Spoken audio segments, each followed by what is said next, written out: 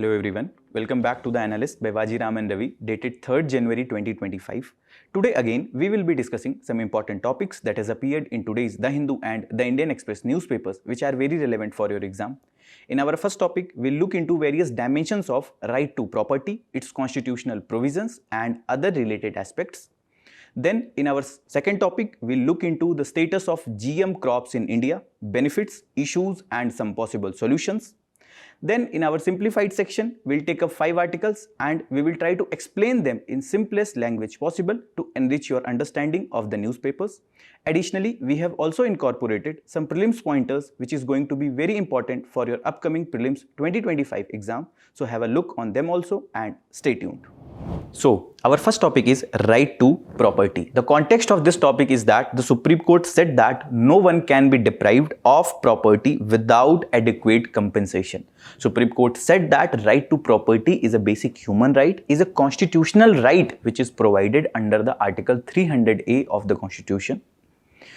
This particular topic pertains to syllabus of your GS paper 2, fundamental rights, directive principles of state policies, government policies and interventions, as well as GS paper 3, land reforms, infrastructure. So what actually is this right to property? Earlier, which was part of the fundamental rights under the Article 19(1)(f) as well as under Article 31 of the Constitution, which said that which gave the right to the citizens to acquire, hold and dispose of property and prohibited property deprivation without the legal authority. So let's suppose there is a piece of land which belongs to any person A. Now, if the government has came with this idea that they will build a highway and this stretch of land will be acquired to build this highway here itself. Now earlier, when this right to property was a fundamental right under the part 3rd of the Constitution, then if this person A is not being given proper compensation or he or she hasn't been consulted properly, or in some circumstances if this person is not ready to give this piece of land, and if this land is now being acquired by the state, he can directly approach the Supreme Court under the Article 32 of the Constitution because his fundamental right of the property is being violated. But now that particular condition cannot happen. That situation will not happen. Why? Because it has been deleted, it has been abrogated right as an fundamental right by 44th Constitutional Amendment 1978, and now Article 300A has been provided, which says that no person shall be deprived of his property save by the authority of the law. Again, it is saying that the person shall be deprived of his property if there is an authority that the state is getting from any law. For example, Land Acquisition Act 2013, which we will be discussing also at the later part of the discussion, it says that the land can be acquired for the public purposes with proper compensation being given to the person whose land was being acquired. Now, public purposes consist of various activities. Okay, it also consists of the infrastructure building, the roads, highways, etc. The defense manufacturing facilities, other things are there. So at this point of time, this person who was holding this piece of land, he can be deprived of his land because this land is being used for the public purposes and which is provided by this Land Acquisition Act 2013. It says that land can be acquired, and under Article 300A it says that the person can be deprived of his property by the authority of the law. If there is authority which is being given to the state by the law which has been passed by the parliament, this land can be acquired. Although there are various checks and balances which has been provided by, which has been given by this law itself, that there should be a proper compensation that should be given to the people, persons, social impact assessment should be done, rehabilitation and relocation should be done properly. All those things, checks and balances are provided. But under this law, for the public purposes, that land can be acquired now. Also, if you will relate the recent observation of the Supreme Court with one of the judgment that came in 2024 by the Supreme Court, that was also a judgment by the Constitution bench, and that was a 9-judge bench, which happens in some of the special circumstances, exceptional circumstances, that such a large constitutional bench is formed.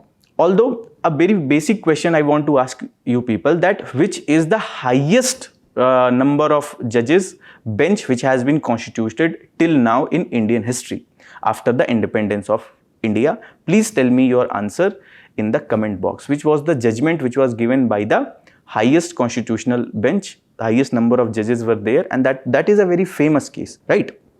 So in this judgment of Supreme Court, which Supreme Court gave in November 2024, Supreme Court said that the state cannot broadly seize private property by classifying it as a material resource of the community under Article 39B of the Constitution.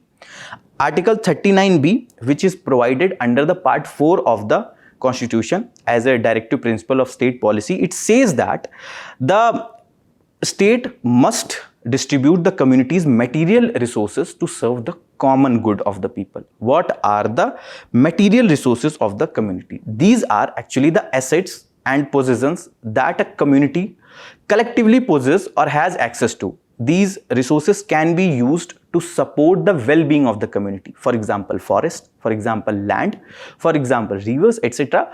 All that the property which can be used, the resources that can be used to serve the well-being of the people, to serve the good of the welfare of the people, right? For example, land is one such resource which can be used to serve the common well-being of the people. How? If the infrastructure is being built on this land, if the highway is being built, then people will have greater accessibility. People may get more jobs by commuting properly.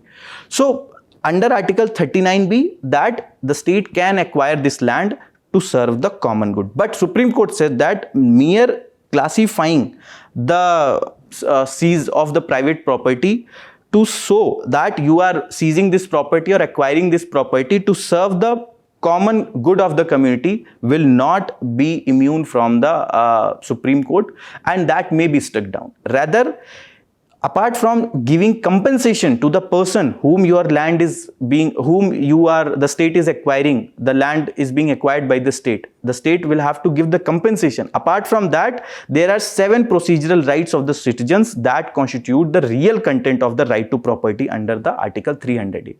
Under the 300A, the constitutional right or the legal right is provided to the citizen, means he or she can be deprived of his land, of his property by the law, but he should be provided proper compensation. Also, there are 7 procedural rights of the citizens under the Article 300A that has been interpreted by the Supreme Court. What are those procedural rights? First is the right to notice, that the person whose land is going to be acquired, that person should be informed in advance so that he can take the measures for the rehabilitation and other things. Also, the right to be citizen to be heard, or the duty of the state to hear the objections of the acquisition. If a person is not ready to give his land, if he or she has some objections related to compensation, or he or she wants to give some partial part of that land, then that person should be given proper opportunity to give his or her objections.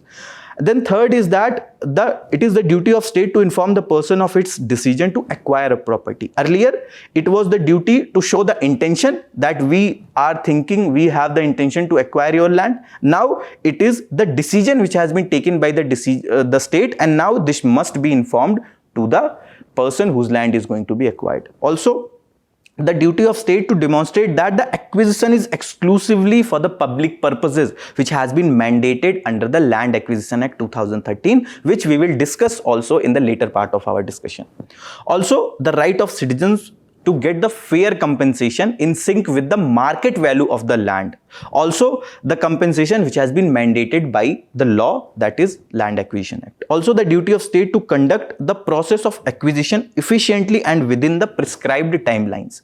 That whatever the acquisition that is happening, because until and unless that acquisition will be complete, it will be very difficult, or it may there may be delay in giving compensation to the persons.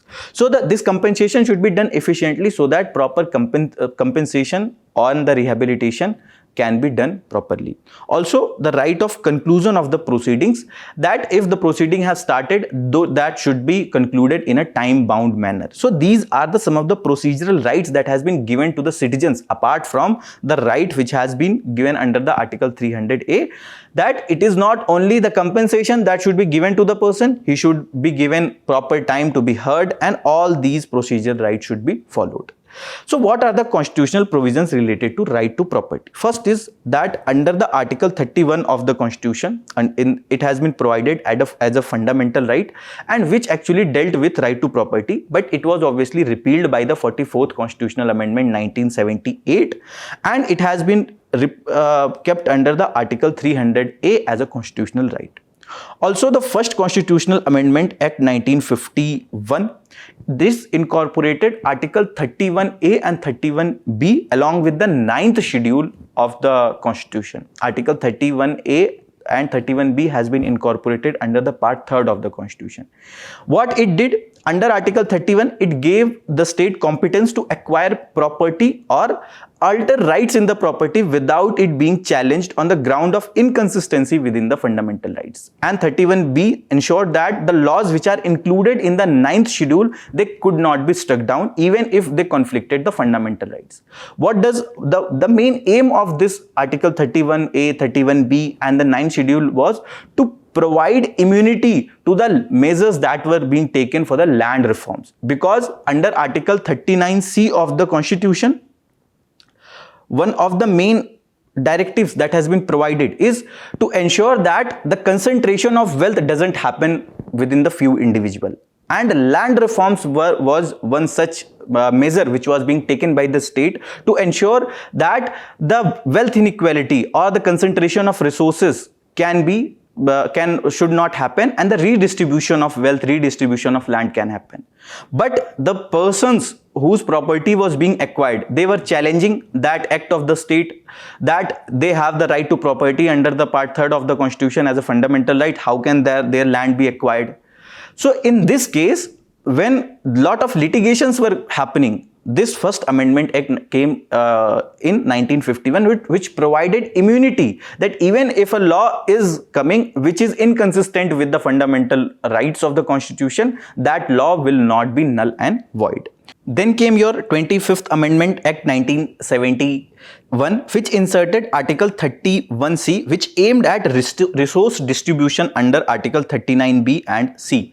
The 39C, which was talking about to prevent the concentration of wealth in few hands. Then came your 42nd Amendment Act 1976, which widened the scope of Article 31C to include all the directive principles of state policy. That if there is a law that is being made to fulfill the other directives, that law cannot be inconsistent, that law cannot be null and void, even if that is violating Article 14 and Article 19 of the Constitution. Right. So it said, it in a way expanded the scope of Article 31C to include all the directive principles, and it protects the qualifying laws from being struck down under the Article 14, which has been provided under the Article 14 and the 19 of the Constitution, if they are genuinely serving the public welfare through the resource distribution. Right. If there is a law that is coming which is helping in resource distribution, that law, even if is violating the Article 14 and 19, that law will not be null and void. That has been provided under the 42nd Amendment Act 1976. Then in 44th Amendment Act 1978, Article 19(1)(f) and 31 were abrogated, and a new Article 300A was inserted in Chapter 4, Part 12 of the Constitution, and this provided a constitutional right to property to the citizens of the India. Then earlier what was happening, that there was a Land Acquisition Act 1894, which was a colonial act which was being used to acquire the land, right? But it has been, with the few amendments, it was being used even after the independence. But what happened in the year 2013, there has been a law that was passed by the parliament with the name Right to Fair Compensation and Transparency in Land Acquisition, Rehabilitation and Resettlement Act 2013. So here what we have seen that under Article 300A, the person can be deprived of his property save by the authority of law, so which is the law from which the authority is being taken as of now, that is this law. The salient features of this law is that it is providing compensation, fair compensation to the people, which is one time to the market value in the urban areas and twice the market value in the rural areas, right? Apart from that, there has been a solatium that is also provided to the persons. Solatium means the money that is being given to the person for their emotional attachment, right? Let's suppose this is the house of this person. Okay, there is a person whose house is this. Okay, now when, let's suppose, for the construction of any of the roads or bridges, etc., this house is being acquired by the state. So there is a person whose house is being now acquired. He have a emotional attachment to this house. So that is the value solatium that is being provided for the emotional attachment that the person was having with his or her property, which is being acquired now by the state, which will be the 100% of the above value. Means it will be, let's suppose 100 rupees was the market value in the urban area. So again 100 rupees will be provided to the person in the urban area as a solatium. In the rural areas, let's suppose the 70 rupees was the market value. So 140 will be provided as a compensation, plus 140 again will be provided as a solatium, which will be 280 rupees in the rural areas. Also, it provided prohibition on acquisition of irrigated multi-cropped land, and there has been several exceptions that has been provided, exemptions that has been provided to this particular the provision of the act.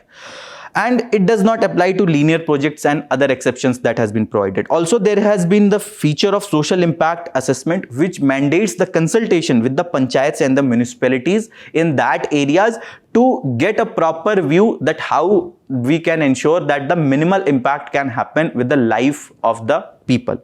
Also, there has been the provision of the rehabilitation and the resettlement, that the land that is being acquired, if the person should be relocated, they should be given proper allowance. Some jobs facility can be also given to the persons whose land is being acquired. A one-time compensation apart from the earlier compensation may be given. All those provisions are there for the rehabilitation and the resettlements also.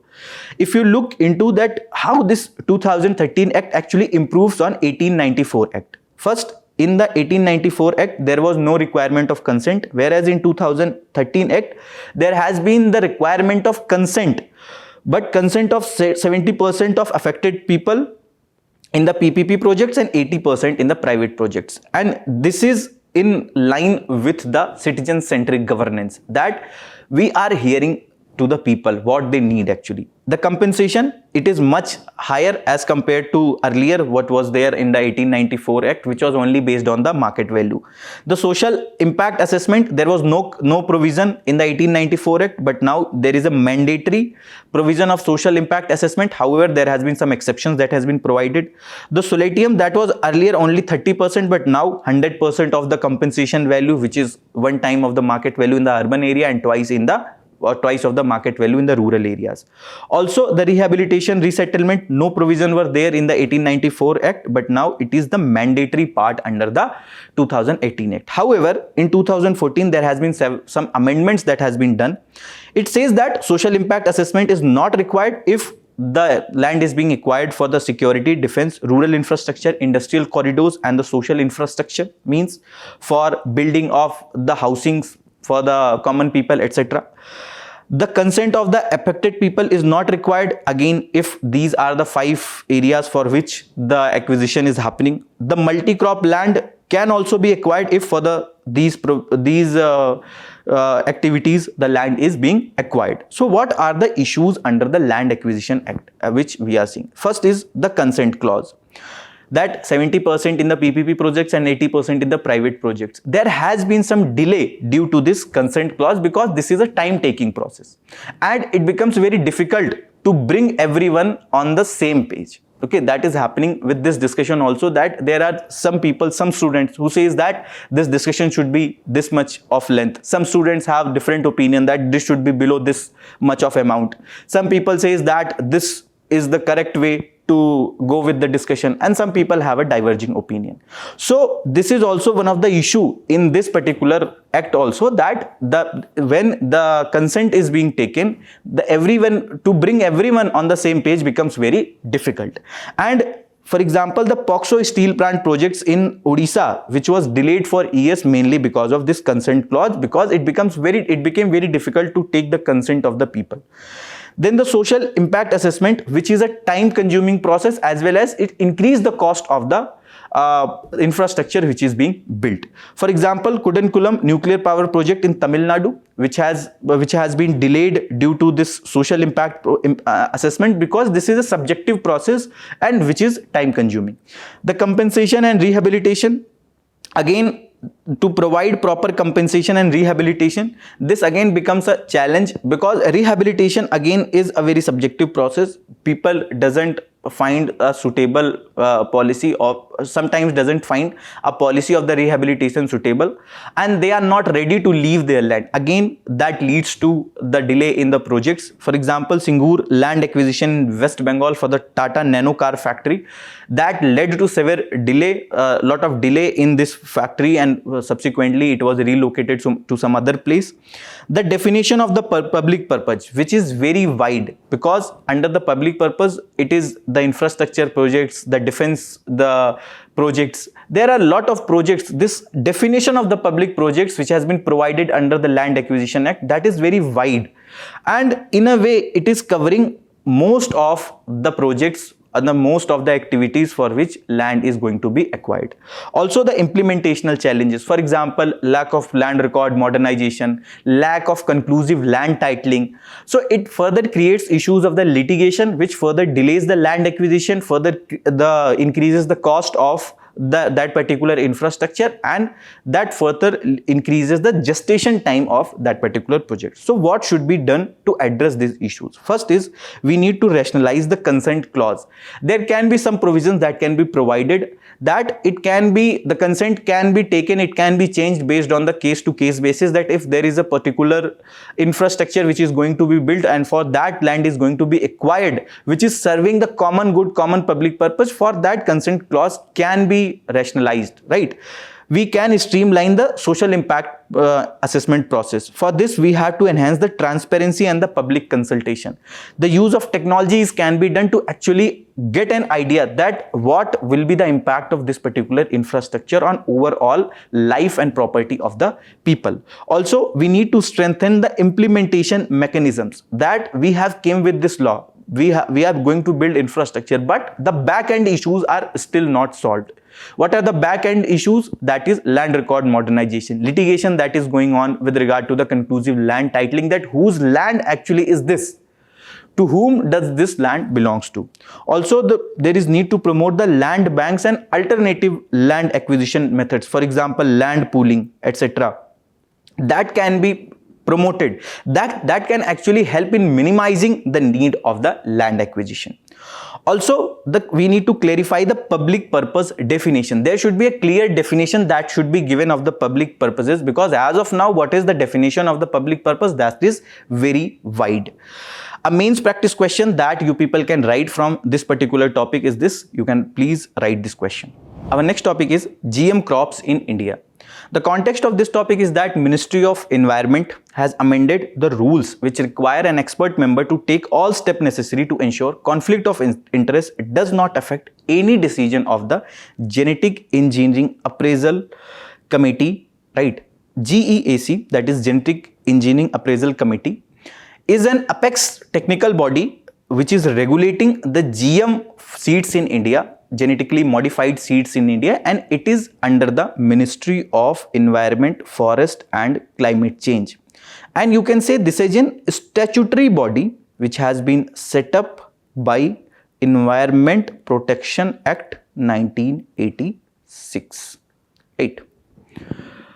Now, what does this context say? It says that if there is a person who is going to become the member or who is member of this GEAC, he should beforehand, he should clearly tell before joining, before being part of this GEC, that if there going to be a conflict of interest on any of the decision that this GEAC is going to take. For example, let's suppose GEAC is going to decide the clearances for any seeds of any one particular company. Now let's suppose there is a person A who is holding the shares of this particular company XYZ Limited, which is seeking the clearances from this GEAC. Now this person A should clearly tell that he is holding the shares of this XYZ Limited, and there is a conflict of interest because he have ownership in this company and he is going to decide on the clearances of this particular company. So this person should avoid this conflict of interest, can keep him out of this decision making process. This was the context. So what are the GM crops? These are the plants whose DNA has been altered using the genetic engineering techniques. For example, techniques like CRISPR-Cas9, right? Why this is being done? To introduce new genes or modifying the existing ones to produce the desired results. For example, let's suppose this is a one rice variety which have a gene. Let's suppose this was the gene which was leading to high use of water. Okay. Now this gene can be altered by the genetic engineering techniques, and this by the alteration that will be done, there may be a case that now this rice variety will be more water efficient, right? This particular GM crops was first introduced in the United States of America in year 1994, and this was one flavor saver tomato variety in which this was first used. In India, it is regulated by the rules for manufacture, use, import, export and storage of hazardous microorganisms, genetically engineered organisms or cell rules 1989, which has been provided under the Environment Protection Act 1986. If you look into the history of GM crops in India, BT cotton was introduced in India and it remains the only genetically modified crop which is allowed to be commercially grown in India. In 2006, there was a public interest litigation which was filed that GM crops against the GM crops in the Supreme Court, that it will have severe consequences on the health. It will have health impacts on the people. In 2010, Center stops the production of the BT brinjal, commercial production of BT brinjal, because that was another crop which was going to be grown commercially in India. No objection certificates from the states made mandatory to conduct field trials of the GM crops before being grown commercially. In 2012, there was a moratorium on all field trials of the GM food crops that has been done. It's in 2013, Supreme Court appointed panel which suggests that the moratorium on the GM field trials, Environment Minister also puts trial on the hold at that point of time. In 2013 December, the Environment Ministry charge was taken by Mr. Veerappa Moily, and Mr. Moily reverses the stand of the earlier minister, and he has cleared the ways for the field trials of the GM crops. This BT cotton, which was the first GM crop approved variety for commercialization, this name was Bolgard 1, which provided immunity against the pink bollworm, which was one of the insect which was impacting the production and the quality of the cotton. And it was developed by one very big multinational company giant, which is Monsanto, and it was given the go-ahead in year 2002. The Monsanto released the second variety of this seed, that is Bolgard 2nd, in 2006, and India has become the world's largest producer of the cotton partially due to BT cotton, which accounts for over 90% of the cotton acreage in the country at this point of time. Because this pink bollworm was one such issue due to the tropical weather condition in India, which was impacting the yield of the cotton. And when we came with this new variety, to a larger extent, we addressed this issue of the bollworm, and the yield and as well as the production of the cotton increased manifold. So what are the benefits of the GM crops? First is the increased yield that we have seen in case of BT cotton, that after the introduction of the BT cotton, there has been substantial increase in the yield of the cotton production, right? Then apart from that, there has been various other instances in other parts of the world. For example, in China, we have seen this with the case of other crops also. Also, it has helped in reduced pesticide use. For example, in the BT cotton itself, there are presence of insecticide, which is helping in addressing the issue of the pink bollworm. The climate change resilience, that with the help of genetic modification, there may be improved heat tolerance, water use efficiency, and sustained productivity. For example, in case of Kenya, there has been GM, genetically modified maize variety, which has been grown significantly and which was more water efficient, and which has actually helped in ensuring the food security, that is affordability, accessibility, as well as the availability of the food items. Also, it has helped in reducing the post-harvest losses, because with the help of GM, genetic modification, there may be delayed ripening, enhanced resistance to spoilage. For example, this flavor saver tomato variety itself, it had a delayed ripening feature, and the time which was there in the transportation process, which was being taken in the transportation process, that particular vegetable, that particular tomato was not spilling in that process itself. In a way, it helped in increasing the shelf life of that particular product. As of now, what is happening in India?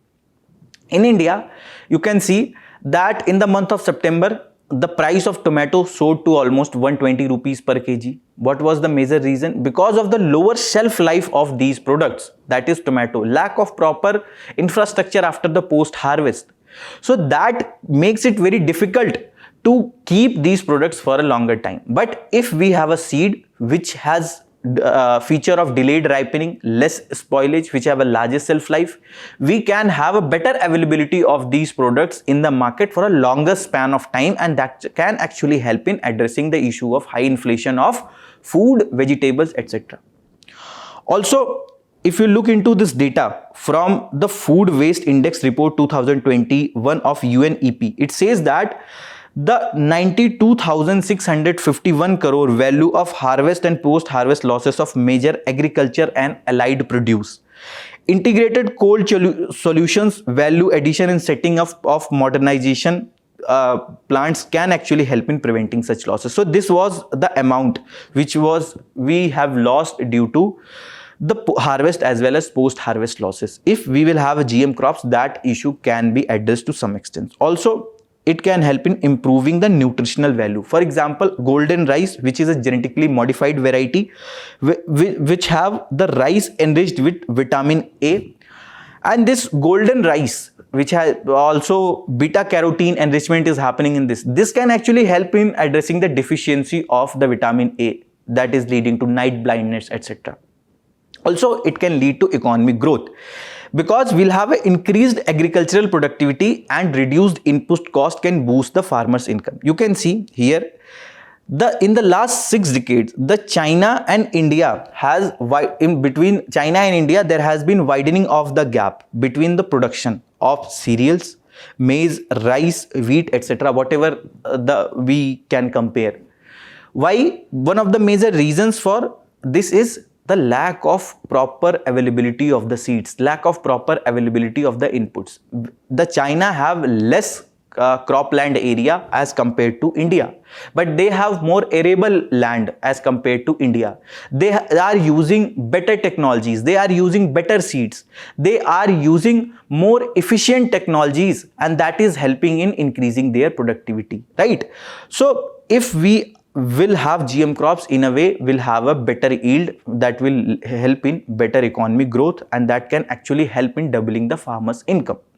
But what are the major issues that has been highlighted by the critics of the GM crops? First important is the environmental concerns, that this gene can flow into its wild relatives, and that can actually lead to development of super weeds, right?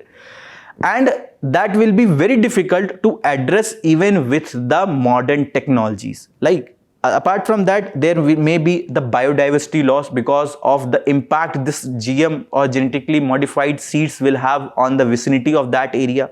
It will also impact the pollinators there because these pollinators will not find them comfortable in going for the pollination on these crops because of the specific insecticide that this plant will have. The health concerns, there are various critics that says that it can lead to severe allergy. Long-term health effects can be also seen because in some of the critics says that it has some of the carcinogenic components that can lead to cancer, etc. Also, it have a socio-economic impact because the farmer will now be dependent on these multinational companies for the availability of the seeds, right? And in a way that might lead to a poor bargaining capacity of the farmers because now they are dependent on on those companies. And if there will be a very high cost of these seeds, the farmers remuneration can be impacted. Also, it can lead to loss of traditional farmings where, for example, in the natural farming, farmers are using their own seeds. They are using various techniques like Bij Mitra, etc.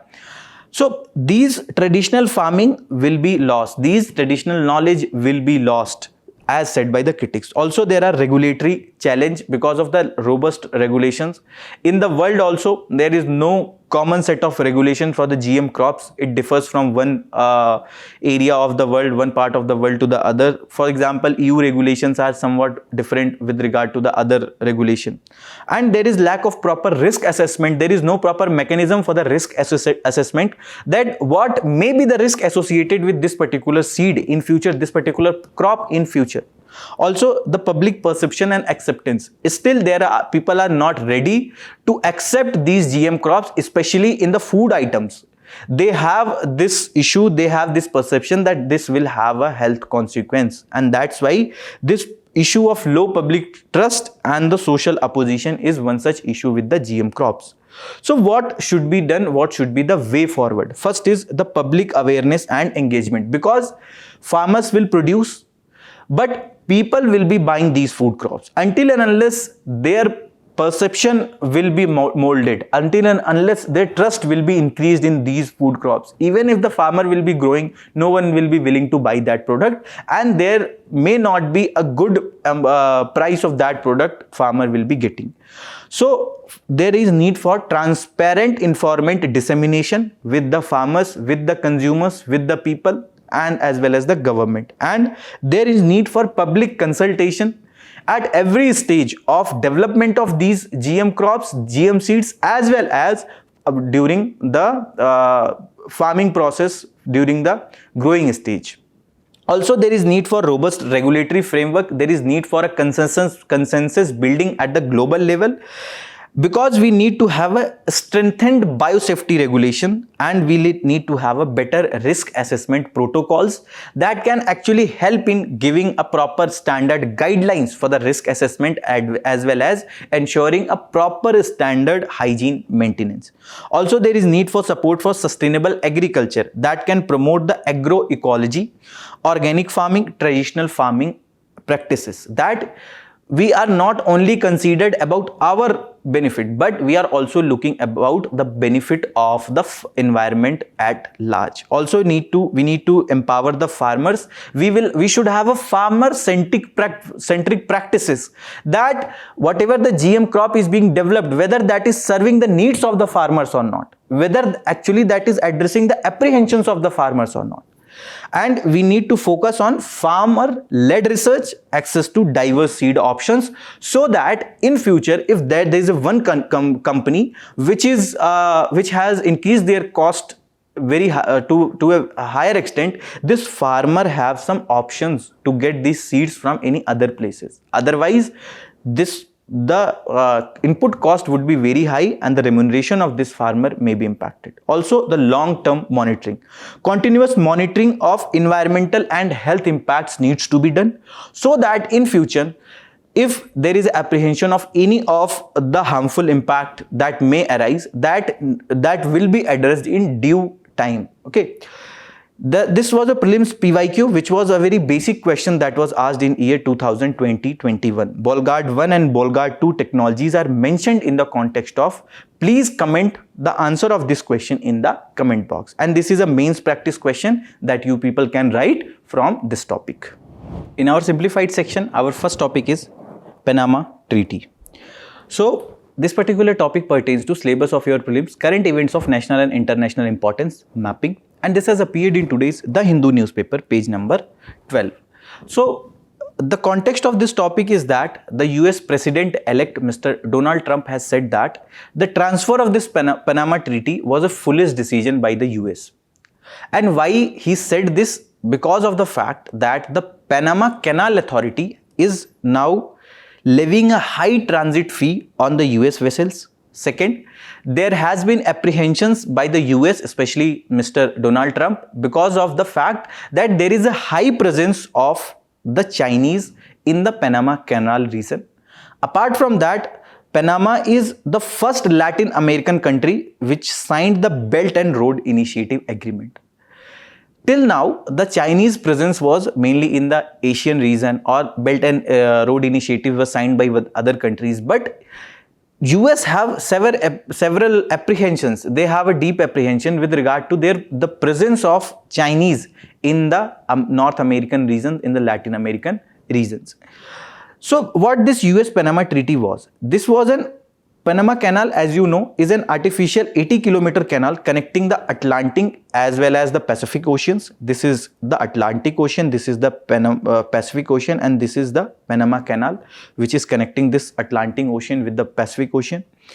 And it is helping in reducing cost, time and distance for the international shipping. What is happening? Let's suppose earlier when this Panama Canal was not there, if there is a particular ship which wants to go from this particular end of the North America to this end, that particular ship will have to complete this voyage from Cape of Horn, and then they will be able to reach this. And this Cape of Horn is one such area which is also called as the graveyard of the ship because of the adverse weather conditions that is there. But with the coming of this Panama Canal, now this particular ship can reach to this location and the journey time has reduced significantly, right? So this canal is crucial for the global supply chain, and 6% of maritime world trade goes through it. Okay, any country which wants to come to the other parts of the world, they are also using this Panama Canal. And the canal also symbolizes the US technological prowess as well as the economic power. And it opened in 1914 after the US finished construction and was controlled by the US until December 31, 1991. And because this canal was one such area, one such significant infrastructure development which was very significant because of the technological use which was done by the US. And the canal was handed over to Panama in year 1999 under this Trojas-Carter treaties, and this was first called as the Panama Canal Treaty. It cancelled the Panama Canal zone and turned the canal over the Panamanians on December 31, 1999. Under the Second Permanent Neutrality Treaty, the canal was declared neutral and open to vessels of all nations. Under this treaty, US has the right to defend the neutrality of the canal and have priority passes in the military emergency if there is a significant situation related to the defense or security. In that case, the US will have a significant priority that will be given, but now any country can access this Panama Canal, and that is the reason, because of signing of this Panama Treaty, now Chinese have presence here. And Panama is deciding on their own that what is the fee they will be levying on the vessels, and to some extent they have increased their cost because of the various reasons, various climate change related issues and other impacts, which has led to significant issues to the US President-elect. Our next topic is how in-flight internet works. This particular topic relates with GS paper 3, infrastructure, aviation, etc. And this has appeared in today's Indian Express page number 16. So Air India, which has been acquired by the Tatas, and it is the in the new year, it has announced the role of Wi-Fi internet connectivity services on board domestic and international flights serviced by the select aircraft in its fleet, and this makes the first airline in India to offer the internet connectivity on the domestic flights. There is no such flight which is offering such kind of facility as of now. Apart from that, there are other international airlines which are offering these kind of facilities with some of the limited capabilities. For example, receiving and getting messages are there. The voice based calls are limited by the airlines. Skype facilities are limited by the airlines, and that is case to case basis. So how our main area of interest today is that how this flight Wi-Fi actually works. So this is a particular, let's suppose this is a flight. Now there is a person, you people are sitting, let's suppose here. Now there is a Wi-Fi antenna, okay, which is placed. There are Wi-Fi antenna. These are the Wi-Fi antennas. Wait, these are the Wi-Fi antennas which are placed. Now these placed across the cabin receive signals from the passengers' mobile devices. You people are sitting inside. Okay, these cabin antennas are receiving signals from your mobile devices. Now there is a cabin server which is there at the end of the tail of this flight, and this cabin server collects the signal from the cabin antennas. Whatever the cabin antennas are there which were collecting signals from the passengers, you people who are sitting inside this plane. Now this cabin server collects signals from antenna, and now this external antenna is transmitting signal to the satellite or to the mobile towers. There are two ways by which this flight Wi-Fi connectivity can be provided, either by this mobile tower or the ATG technologies, that is ground based technologies, or with the help of the satellite facilities. So cabin server has collected this data. Now the external antenna had transmitted signal to satellite or to mobile towers. This satellite which has received the signals from this external antenna, that is transferring these signals to the teleports which is based on the ground to receive signals from the satellites. Here itself now we'll have a data centers which will relay the signals, and that will actually help in receiving the signals to this particular person who is situated in this particular plane itself. What is happening? How this relay of signal happening? Let's suppose there is a person A, there is a person B. These two people are good friends, but now they are not talking to each other, right? So these two person A and B are not talking to each other. Let's suppose there is this person C who is a middleman, who is a common friend of mutual friend of these two persons. Now whatever the thing this person A have to say to this B, he said to this person C, and now C have relayed this signal or sent this message to B that A was saying this. Now this B has said that okay, this is my response to this person's message, and now this message has been transferred back to this person A with the help of this person C. This is how the relaying of the signal is actually happening. Between this mobile tower is actually the middleman, and here the teleports and the satellites are the middleman, which is actually helping in the relay of the satellites, and which is helping in receiving and sending of the information, and is the basis of the working of the internet. Here, that in the case of satellite based connectivity, signals are transmitted through an antenna on the top of the aircraft, that is the antenna, and which relays them to the ground station. This is the ground station or the teleport in the case of this satellite based. In response, the signal are sent from the ground base to satellite, which relays them to the aircraft. Then they are relaying back to the aircraft, and this is the main method, this is the main way by which this transmission of the signals are actually being done. Next topic is incineration of the Bhopal waste. This particular topic pertains to syllabus of your GS paper 3, conservation, environmental pollution and degradation, and this has appeared in today's The Hindu page number 14. So the context is that MP Chief Minister said that the disposal of the toxic waste from the Union Carbide factory in Bhopal will not have a negative impact on the environment in the Pitampur area where this particular waste is being disposed, which is being incinerated. The chemical waste which is going to be incinerated weighed almost 337 tons from a factory premise. This has been taken where the Bhopal gas tragedy actually happened in December 1984. and this is one of the such man-made disaster in Indian history which led to the impact of which we can see today itself. There are people who are being born paralyzed, or there has been impact on the animals that is visible till today itself. There has been various documentaries etc. that are available on the YouTube also, that you people can watch whenever you are free, and that will show how that Bhopal gas tragedy has actually impacted the humans as well as the environment. And this particular residents were actually protesting against the shifting of the waste. They had the apprehension of contamination of the soil and the water bodies that may happen in this Pitampura area. The waste which is being transported consists of 60% soil as well as the 40% of naphthalene and other chemical waste.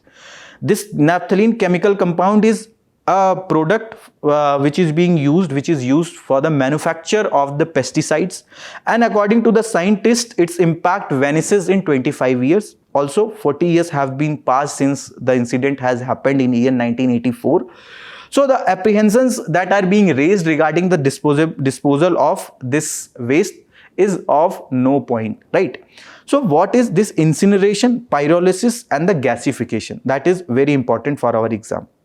Incineration is a waste treatment method which involves burning waste materials in the high temperature. Okay, high temperature is given to these waste in these chambers, and which often produce heat or electricity after being burned at the higher temperature. Whereas pyrolysis is a thermal treatment process where organic materials like leaves, litters, etc. are heated without oxygen. Here there is no presence of oxygen, which cause them to decompose into gases, liquid and solid char. Whereas gasification is a process that converts organic materials into the combustible gas, that is syngas, by reacting them with the controlled amount of oxygen or steam at the elevated temperatures. Incineration operates at high temperature with abundant oxygen, leading to complete combustion. Whereas pyrolysis involves heating in absence of the oxygen. Okay, here there is absence of oxygen. This is the basic difference between the two, causing partial combustion and producing char and liquids. Whereas in gasification, it uses a controlled amount of oxygen or steam to convert materials into mixtures of gases, and one such mixture is syngas.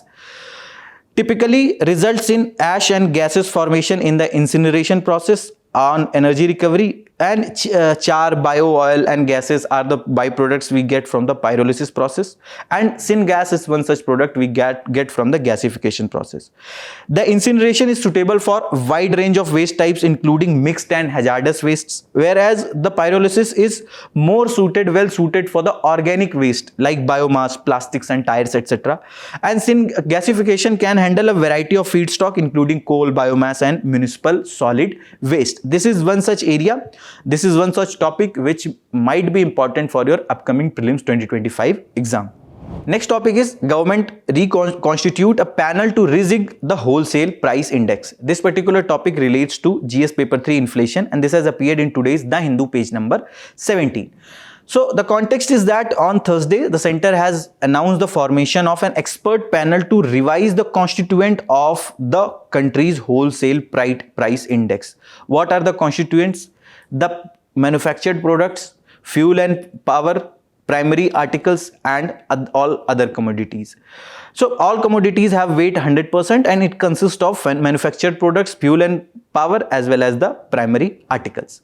Manufactured products have the highest weighted. So there might be a rejig in the constituent by which we are calculating this wholesale price index. Also, why this rejig happening? Because of the structural changes that we have seen in the economy, especially after the 2011-12. What are the structural changes? Example is, for example, goods and services tax. Okay, structural changes was earlier the inflation targeting was being done by keeping the WPI figures by the RBI, but now they are targeting the CPI. With the help of this CBI index, they are trying to keep inflation in a bracket of 4 plus minus 2.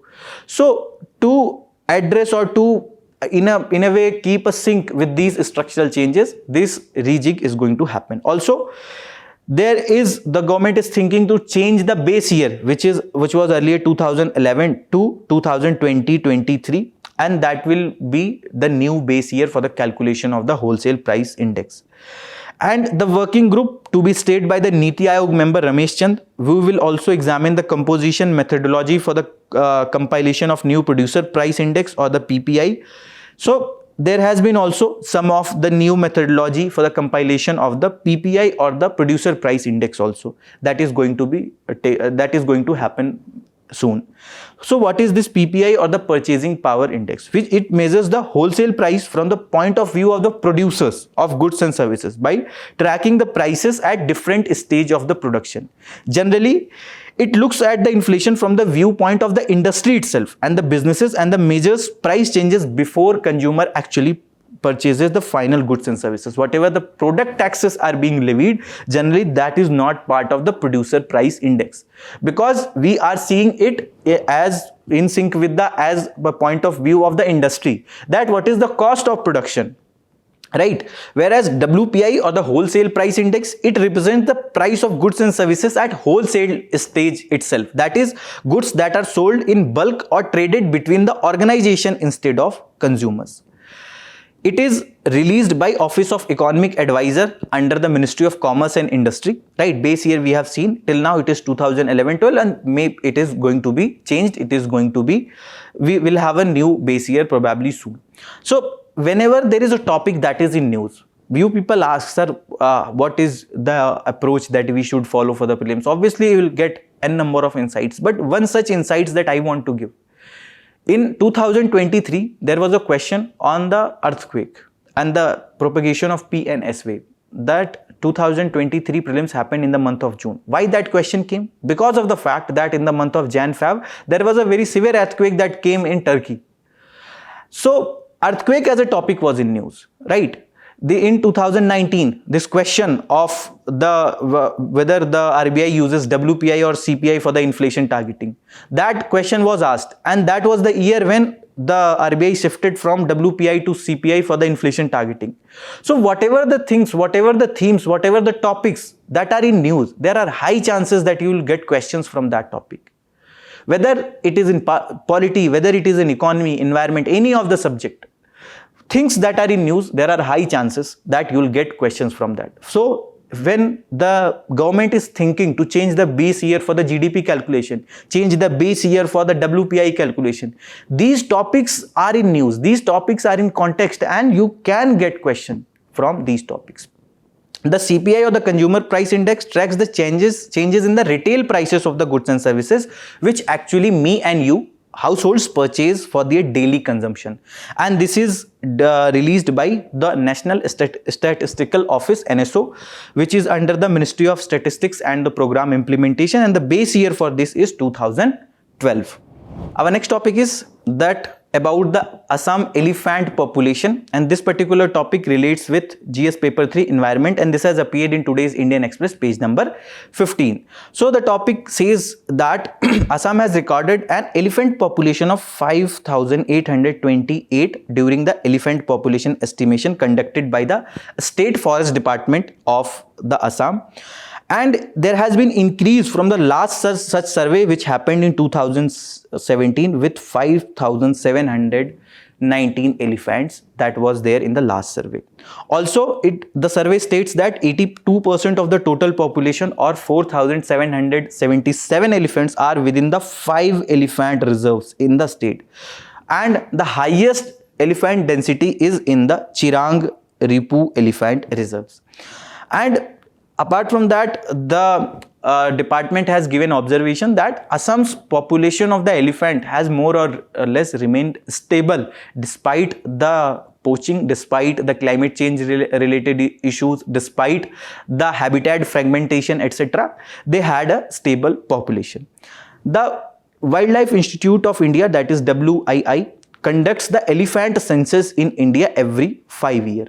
And as per the survey conducted last, Karnataka is one such state which has the highest number of elephant in India. Apart from the Karnataka, next is the Assam with the second highest population. This was all from today's Analyst. Thank you for joining this session. All the very best. Keep studying.